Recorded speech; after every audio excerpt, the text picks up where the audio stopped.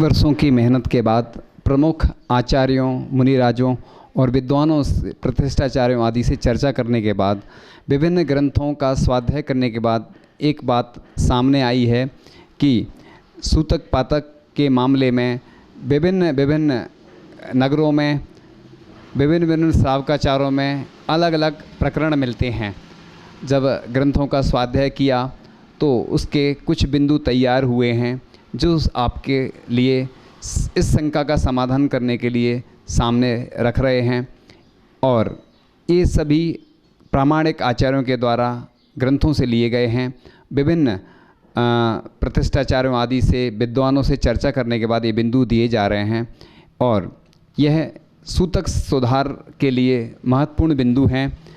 हमारा प्रयास प्रत्येक गांव और नगर में विवाद नहीं हो, विवाद को सुलझाने का छोटा सा प्रयास है, और हमारी जिम्मेदारी किसी विवाद की नहीं है।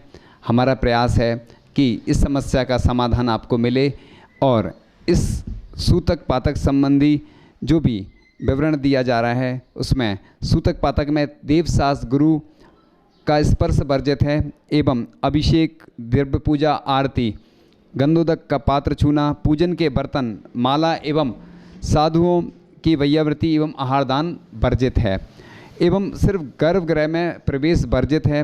दर्शन करने में कोई बाधा नहीं है, भाव पूजा करने में कोई बाधा नहीं है, साधुओं के दर्शन भी संत निवास आदि में एवं कमरे में दर्शन करने में कोई बाधा नहीं है।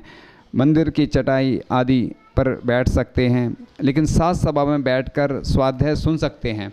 जिन शास्त्र में श्लोक, गाथा, भगवान एवं साधुओं के चित्र हैं, मंत्र हैं, प्रथमानुग संबंधी विषय हैं, वह ग्रंथ पुस्तक नहीं छू सकते हैं, लेकिन अन्य पूजन करने वालों के साथ खड़े होकर बैठकर पूजन का वाचन कर सकते हैं। अन्य व्यक्ति से गंधोदक लेकर लगा सकते हैं, और सूतक में एंड्रॉयड मोबाइल, कंप्यूटर, लैपटॉप, अन्य डिजिटल सामग्री में भी धार्मिक मैटर भी कोशिश भर नहीं छुएं तो अच्छी बात है। और इसके बाद बाल कटिंग का सूतक भी लोक प्रचलन में चलता है, शास्त्रों में कहीं देखने में नहीं आया है। कहीं 6 घंटे का मानते हैं, कहीं 3 घंटे का, कहीं 2.5 घंटे का मानते हैं, एवं शेविंग करने का, दाढ़ी बनाने का भी 48 मिनट का मानते हैं। तो इसमें देवशास गुरु का स्पर्श वर्जित है, पूजन, आहारदान आदि वर्जित है। यदि पहले पूजन और आहारदान कर लें, उसके बाद शेविंग कराएं तो सर्वश्रेष्ठ होता है। और मुनि महाराज भी जब केस लॉन्च करते हैं तो सिद्धांत ग्रंथों का पढ़ने का निषेध किया जाता है, क्योंकि उस दिन बहुत सारे संक्लेश यदि ब्लड वगैरह निकलता है और अशुद्धियाँ कई हो जाती हैं शारीरिक, उसके कारण से उपवास भी करते हैं।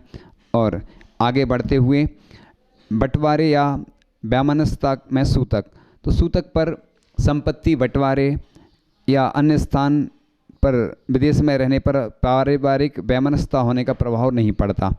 अर्थात विदेश में रहने वाले अलग अलग निवास व्यापार होने पर भी सूतक का दोष लगेगा। सूचना मिलने का काल सूतक के समय में शामिल रहेगा।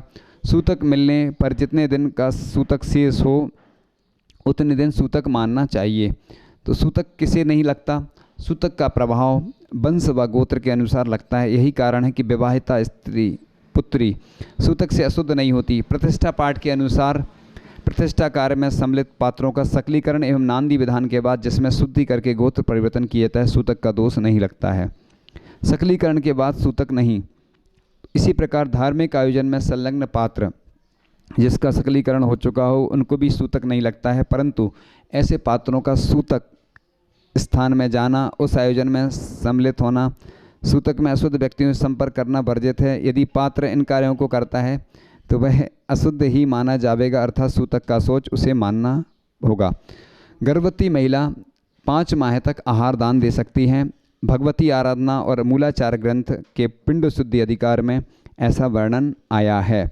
स्वाध्याय करने में कोई बाधा नहीं है और पूजन करने में बाधा नहीं है, लेकिन आहार दान का 5 माह तक ही आता है ग्रंथों में। और पुराण ग्रंथों में ऐसा भी वर्णन आता है कि सीता अंजना ने भी गर्भवती अवस्था में भगवान की पूजन की। पति का मरण होने पर विधवा महिलाएं 12 दिन का ही सूतक माने 13वें दिन से द्रव्य पूजन, स्वाध्याय, आहार दान आदि करें। कई महिलाएं 30-40 दिन तक धार्मिक क्रियाएं नहीं करती हैं। इस संबंध में आचार्य मुनिराजों विद्वानों से चर्चा हुई है।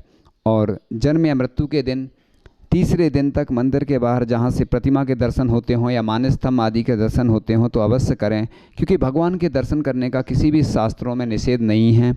मंदिर में प्रवेश मना है, प्रवेश द्वार से दर्शन करें और जहाँ जैसी समाज की व्यवस्था हो, स्थिति परिस्थिति अनुसार वैसा निर्णय लगे।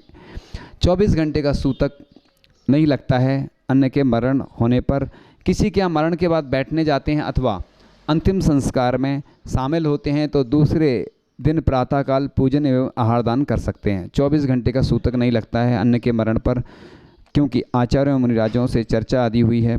जब 7वीं पीढ़ी के बाद सूतक नहीं लगता है तो 9वीं पीढ़ी में 6 घंटे लगता है जो गोत्र के हैं। तब यहाँ रिश्तेदार, पड़ोसी और संबंधी को क्यों लगेगा। और इस तरीके से अब सूर्य अस्त के पहले तक सूतक पातक होता है तो वह गणना में प्रथम दिन माना जाएगा, क्योंकि जैन दर्शन में प्रत्येक कार्य सूर्योदय से सूर्य अस्त तक ही किए जाते हैं, जैसे पूजन, आहारदान आदि। और हम अष्टमी, चतुर्दशी आदि पर्व भी तिथि से मनाते हैं और तिथि परिवर्तन सूर्योदय से ही प्रारंभ होता है अधिकांश, इसलिए 24 घंटे का कोई औचित्य नहीं लगता है। सूतक पातक में मुख्य रूप से भोजन और व्यापार यदि इकट्ठा है तो सूतक पातक समान लगेगा। व्यापार तो किसी जैनेतर के साथ भी हम पार्टनरशिप रहती है, इसलिए भोजन का प्रमुख रूप से कारण है। यदि भोजन एक साथ होता है तो सबको, पूरे परिवार को एक साथ सूतक लगेगा। अलग अलग है तो पीढ़ी के अनुसार या उपयुक्त अनुसार लगेगा। सिर्फ भोजन भी होता है तो भी यही लागू होगा। व्रती की समाधि होती है और घर का त्याग कर देता है और किसी साधु के पास सल्लेख न लेता है तो 1 दिन का ही सूतक लगेगा परिवारजनों को। गोद जाने वाले को यहाँ की पूजन, आहारदान, जो गोद जाने वाले को वह जहाँ है वहाँ का सूतक लगेगा। सूतक पातक वाले के यहाँ की पूजन, आहारदान आदि की द्रव्य रिश्तेदार इस्तेमाल नहीं कर सकते हैं। वह द्रव्य सूतक समाप्त होने पर काल शुद्धि से शुद्ध हो जाती है। ब्रह्मचारी ब्रह्मचारिणी व्रती सूतक पातक वाले के यहाँ भोजन नहीं करें। सूतक पातक वालों का दान भी ग्रहण नहीं होता है। हाँ, वह बोली ले सकता है लेकिन दान बाद में दे सकता है। और सामान्य वस्तुएं अलग है, लेकिन मंदिर की पवित्र वस्तुएं, आहारदान की वस्तुएं वह दान नहीं करे तो सर्वश्रेष्ठ है। पिछीधारू साधु की अंतिम यात्रा में शामिल होने वाले को 1 दिन का सूतक मानना चाहिए एवं यात्रा से लौटकर सवस्त्र स्नान करना चाहिए। सूतक की अवस्था में श्रावक को आहार दान आदि कार्य करने का निषेध किया गया है। भगवती आराधना ग्रंथ में श्रीमद् नैमिचंद्र सिद्धांत चक्रवर्ती त्रिलोकसार ग्रंथ में कहते हैं कि दुर्भावना, अपवित्रता सूतक आदि में एवं अन्य में स्पर्श युक्त अवस्था में आहारदान नहीं देना चाहिए। श्री राजमल लाटी संहिता में ग्रंथ में लिखते हैं कि भोजन शुद्धि बनाए रखने के लिए यथासंभव सूतक पातक में त्याग जिन शासन में किया गया है, अर्थात सूतक पातक वाले गृहस्थ के घर में भोजन ग्रहण नहीं करना चाहिए। और श्रावक होकर दीन भाषण करता है, सूत का जो बालक को जन्म कराती है, मद्य बेचता है, पान कराता है, उनके संसर्ग में रहता है, उसे सूतक युक्त अशुद्ध कहा जाता है। पंडित आसाधर जी अनगार धर्मामृत में कहते हैं कि सबको शमशान में छोड़कर आए हुए मृतक सूतक से युक्त, व्याधि युक्त तथा क्लीब आदि के दोष से युक्त समझना चाहिए। सूतक के दिनों में दान, अध्ययन, पूजन आदि करने से नीच गोत्र का बंध होता है, ऐसा धर्म संग्रह श्रावकाचार्य में पंडित मेधावी जी ने लिखा है। और यदि पीहर में विवाहित लड़की हो तो विवाहित लड़की यदि पिता के घर में ना रहे, वस्त्र किसी के घर में शुद्धि आदि संबंधी डाल देवे तो उसे पातक नहीं लगेगा, वह आहार आदि दे सकती है। और व्रती ब्रह्मचारी ब्रह्मचारिणी के माता पिता के मरण होने पर पातक लगता है। 10वीं प्रतिमाधारी भी यदि घर में रहता है तो उसको सूतक पातक मानना चाहिए। और तलाक शुदा स्त्री यदि पिता के घर रहे तो उसे सूतक पातक पूरा लगेगा। और खून में जो जर्म्स पाए जाते हैं वह 9 पीढ़ी तक कुटुंबियों में पाए जाते हैं, इसलिए सूतक 9 पीढ़ी तक लगता है, ऐसा एक वयोवृद्ध प्रतिष्ठाचार्य का कथन है। और आत्महत्या संबंधी सूतक के बारे में यह विचारणीय विषय है। और सूतक पातक पंचक में मरण होने पर अहिंसात्मक क्रियाएं करें। मृत शरीर को धर्म मानकर 3 परिक्रमा देना भी ये विचारणीय है। सूतक का विधान सामान्य पुरुषों के लिए है, महान पुरुषों चक्रवर्ती बलभद्र नारायण को नहीं लगता। यह सब व्यवहार धर्म के अंतर्गत है, जिसकी भूमिका का निर्वाह गृहस्थ करता है। जब तक व्यवहार धर्म है तब तक सूतक पातक मानना चाहिए। और पीढ़ी के संबंधी विषय अभी उस पर चर्चा चल रही है, इसका निर्णय अगले क्रम में दिया जाएगा। और सूतक संबंधी ग्रंथों के अध्ययन के पश्चात निष्कर्ष निकला कि त्रिलोकसार, अनगार धर्मामृत, धर्म संग्रह, सावकाचार, क्रियाकोश, मूलाचार, भगवती आराधना, अष्टपाहुड़, दर्शन पाहुड़ की टीका, लाठी संहिता आदि ग्रंथ में ही सूतक के बारे में अच्छा विवरण है। अन्य ग्रंथों में विचारणीय है और इन प्रामाणिक ग्रंथों के आधार पर ही यह सूतक का वर्णन किया गया है।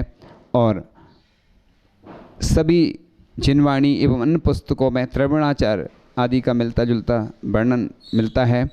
और सूतक में जन्म और मरण में पीढ़ी के अनुसार सूतक संबंधी विषय, क्रिया कोश आदि वर्णन मिलता है। और पीढ़ियाँ कैसे गिने इसके बारे में अभी आगे चर्चा होगी। सूतक पातक नहीं मानना भी मिथ्यात्व है और ज़्यादा मानना भी दोष है। सूतक पातक में जो अशुद्धि होती हैं उसके कारण से पूजा, आहार दान, देवशास गुरु को स्पर्श के लिए मना किया गया है। इसलिए जन्म होता है तो राग के कारण पूजन आदि में मन भी नहीं लगता है, और यदि मरण हो जाता है तो भी विषाद हो जाता है, जिसके कारण भी मन नहीं लगता है। ऐसा आचार्यों विद्वानों का मत है। इस प्रकार इस लेख को पढ़कर सूतक आदि पालन करें और करवाएं, और सामाजिक विवादों से बचकर धर्म ध्यान में लगें। और इसमें कोई यदि सुधार हो तो विद्वत जन अपना विचार अवश्य प्रेषित करें। और सूतक पातक यह चार्ट 3 पीढ़ी तक, जन्म का 10 दिन, मरण का 12 दिन, और 4 पीढ़ी में 10 दिन, अन्य ग्रंथ में 6 दिन भी मिलता है, और जन्म का 5 दिन और मरण का 6 दिन मिलता है। 5 पीढ़ी में मुख्य रूप से 6 दिन और 5 दिन भी अन्य ग्रंथों में मिलता है। जन्म का 4 दिन और मरण का 5 दिन भी मिलता है। सावकाचार संग्रह 6 पीढ़ी में 4 दिन, जन्म का 3 दिन, मरण का 4 दिन। 7 पीढ़ी में 3 दिन और अन्य ग्रंथ में 1 दिन एवं 7वीं पीढ़ी से आगे सूतक नहीं माना है। 8 पीढ़ी में 1 दिन रात और 9वीं पीढ़ी में 6 घंटा और एक ग्रंथ में स्नान तक मिलता है। 10वीं पीढ़ी में स्नान तक ही मिलता है। पुत्री एवं रिश्तेदार निज घर में हो तो 3 दिन, और घर से बाहर हो तो नहीं लगेगा। गृह निवास से बाहर जन्म मरण हो तो सूतक नहीं लगेगा। अन्य व्यक्ति दासी दास एवं पालतू जानवर निज घर में हो तो 1 दिन, घर से बाहर हो तो नहीं लगेगा। गृह निवास से बाहर जन्म मरण हो तो सूतक नहीं लगेगा। गृह त्यागी सन्यासी संग्राम में 1 दिन, घर का त्याग कर समाधिपूर्वक मरण हो तो परिवार को 1 दिन का सूतक लगेगा यदि घर का त्याग करके मरण होता है। और गोत्री अन्य स्थान पर विदेश में हो तो खबर आने के पीछे शेष दिनों में बंटवारा वैमनस्यता होने पर भी सूतक लगता है। और अन्य विशेष विवरण सूतक समाधान एक मैटर है, उसमें आप देख सकते हैं, और उसके अनुसार आप सूतक का निर्णय कर सकते हैं। क्योंकि पूरे भारत में विभिन्न तरह की भ्रांतियां चलती हैं सूतक के बारे में। इन सूतक की भ्रांतियों के बारे में आप और विशेष वर्णन देख सकते हैं। दांत उगे बालक एवं जन्मा हुआ बालक 10 दिन के भीतर मरण को प्राप्त हो तो उन्हीं 10 दिन का सूतक होता है, ऐसा कई ग्रंथों में मिलता है। और 3 वर्ष के बालक के मरण का सूतक 12 दिन, और अन्य को स्नान तक। 5 वर्ष के बालक का मरण सूतक का कोई आचार्य पूर्ण भी मानते हैं। 3 दिन के बालक का मरण होने पर 1 दिन का पातक लगता है, एवं माता पिता को 10 दिन का, ऐसा जिनवाणी आदि में मिलता है ग्रंथ में। आसन्न 3 पीढ़ी तक कहलाते हैं एवं अनासन्न 4थी पीढ़ी से 10वीं पीढ़ी तक कहलाते हैं। 3 दिन के बालक के मरण का सूतक नहीं लगता, ऐसा प्रायश्चित संग्रह ग्रंथ में लिखा हुआ है। और सूतक पातक के संदर्भ में कई क्षेत्रीय परंपराएं प्रचलित हैं। पीढ़ी के निर्धारण में विभिन्न मान्यता हैं, और इस संबंधी प्रतिष्ठा, पराग और सूतक निर्णय जनन सिद्धांत कोश, धर्म संग्रह श्रावकाचार, इन ग्रंथों में विशेष श्रावकाचार्यों में इसका वर्णन मिलता है। इस प्रकार से यह सूतक पातक का समाधान विभिन्न ग्रंथों के आधार पर दिया गया है और आप लोग इस सूतक के समाधान को पढ़कर, सुनकर और अच्छे से लाभ लेकर अपना जीवन धर्ममय बनाएं। जो परंपराएं हमें धर्म से विचलित करती हैं, धर्म से दूर करती हैं, उन परंपराओं को हमें बदलना है।